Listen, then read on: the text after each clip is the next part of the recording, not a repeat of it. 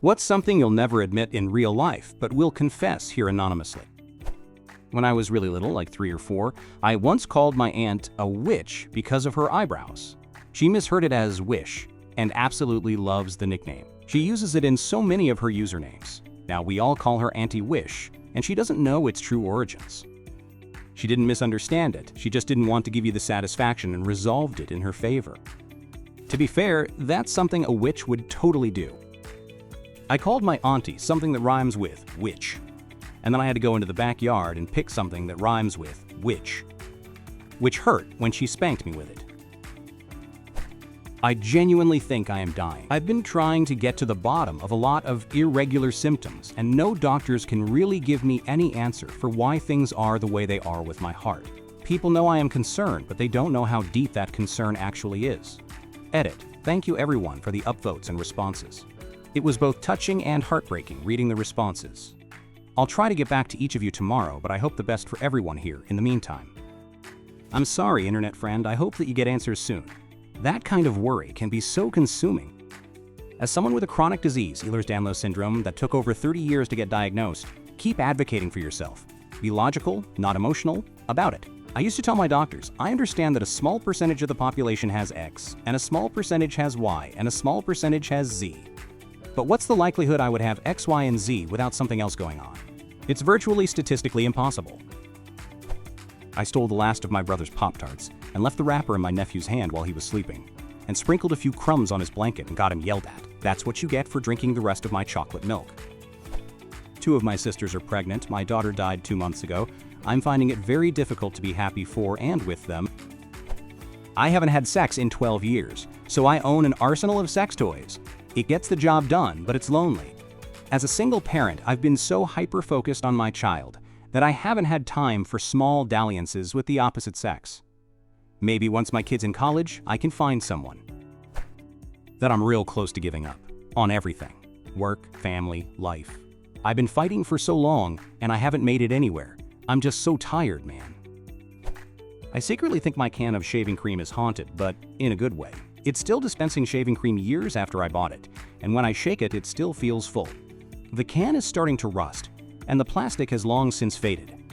I'll never say it out loud, but I swear it's haunted or connected to an endless dimension of silky, smooth shaving cream. Edit. It is indeed a can of Barbasol. We'll have to check and report back on the manufacturing date to see just how long it's been going. Hi, I just want you to know that this is one of my favorite things I've ever read on Ask Reddit.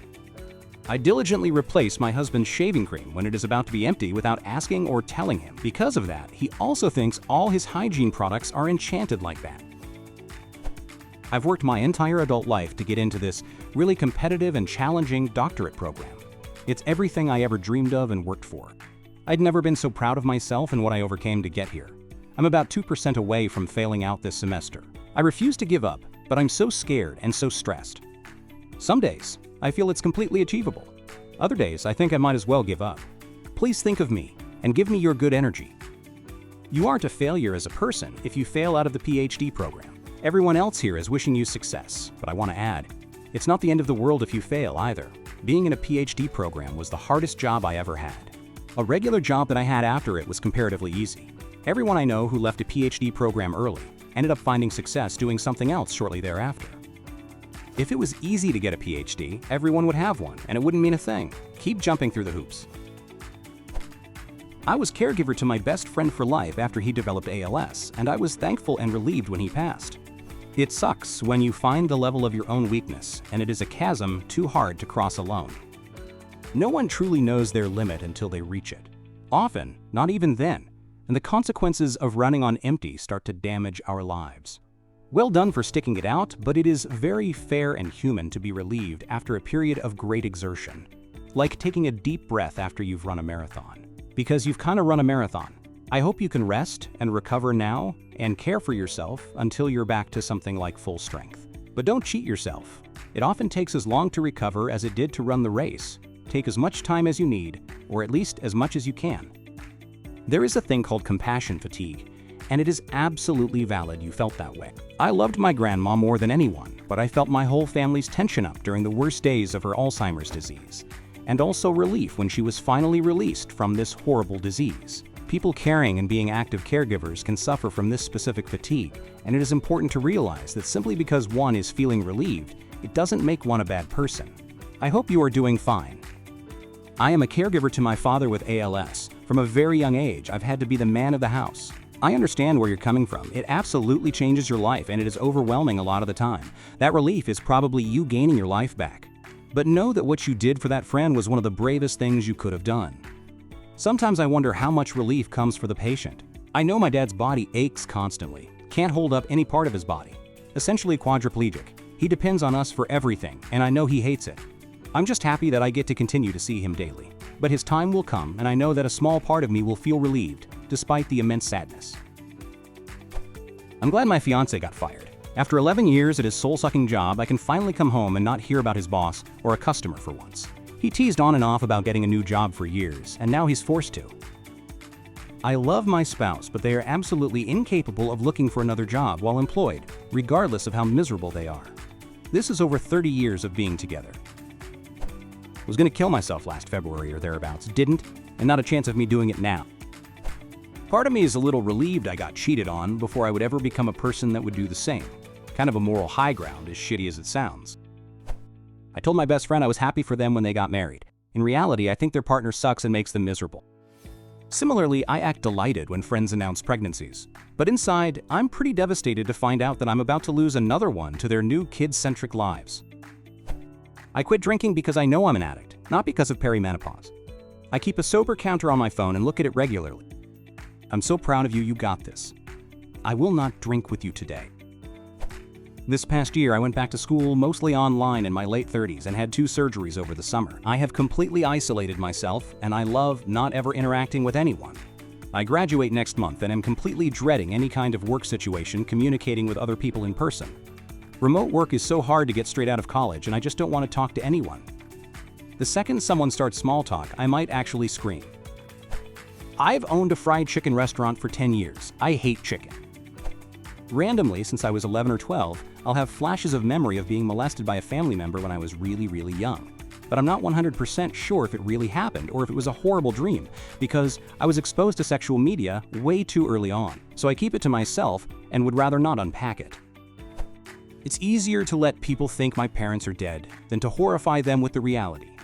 I try to word it so I'm not lying, but at the same time not giving the whole awful truth. It feels kinder and saves us both discomfort. No one wants to hear, "My parents aren't in my life," because their mental illness, combined with religious extremism, has them convinced I'm evil and should be killed, so they've been trying to do just that since I was a kid. Sorry, I don't have their address for your Christmas card list. I've been hiding for 16 years. Day 1 of withdrawals today. Thankfully, I have the day off. Edit. Thank you all for the love and support. I'm quitting opioids and nicotine, so there's no danger, just discomfort. I'm starting day 2 now. Let's go. Proud of you, stranger. Keep it up. It gets easier with time. Work through those withdrawals. You'll be proud of yourself that you did. Wishing you the best.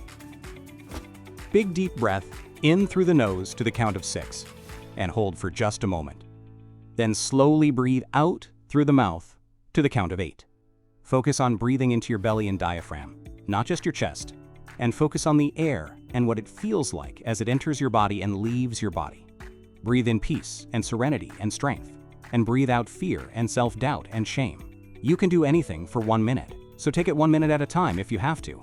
1 more minute of sobriety can turn into 5, and then 30. Next thing you know, you've been sober all day. That and a Forensic Files marathon got me through the worst of mine. You can do this. I went from waking up in 4 different hospitals in a week, from blacking out after I lost everything, to 185 days sober today. You got this. I'm not really happy for some of my work colleagues. Sure, I help set up the baby showers and housewarming parties we throw from time to time, but I'm jealous as hell that my chances to have those same experiences are getting less and less. I'd never say it to their face. I'll smile and continue to show up. But if I say I'm happy for them, I'm lying. As a grown man, society expects you to be stoic and not show emotions, especially crying. But I'll say it here. I'm highly sensitive. Will cry at little things due to hyper-emotional reactions. And even go as far as having stuffed animals to interact with and talk to because it felt like no one else heard me. Everyone thinks I'm functional, but I sleep almost all weekend and don't change my clothes or leave my house for 4 days at a time most weeks. I work a hybrid schedule, so I only really get dressed 3 days a week. I am tired, life is hard. I'm an adult now, but the American dream is dead and I don't want to keep working until I die. I have OCD and experience some of the vilest, intrusive thoughts you could ever imagine. They genuinely make me physically ill. Because so many people have misappropriated the phrase intrusive thoughts and equated it with impulses, I don't feel comfortable admitting to struggling with ego-dystonic thoughts that make my life a living hell. OCD is an absolute beast. I hope you are able to find some relief. Changed a bad report card by scanning it, manually adjusting the pixels of the grades, printing it out and putting it back in the envelope. Reheated the glue with a hairdryer and put it back in the mailbox. It then occurred to me, if I was that resourceful, I should have just applied myself in class, and I would not have had the bad grades. I feel my friends are my friends less and less as life goes on. Maybe that's normal for the mid-30s. Maybe it's the world right now. Maybe both. I do not know. It's also the first time I've had this much of a wealth disparity between us, and I don't feel like I can talk to them the same anymore. It's hard to hear how they're spending extra funds when I'm struggling so hard. I always treat my friend at concerts and things like that, and I don't mind. I know she's doing her best to stay afloat, and I want to see her and do things we both like. I felt grateful that I'm able to take my friends out. As life goes on, friendships fade. The money doesn't really matter. You'll be able to identify the people that actually care about you and are worth having meaningful conversations. Eventually. Thanks so much for watching. If you enjoyed this video, hit the like button. It really helps. Subscribe for more, and tap the bell so you don't miss the next one.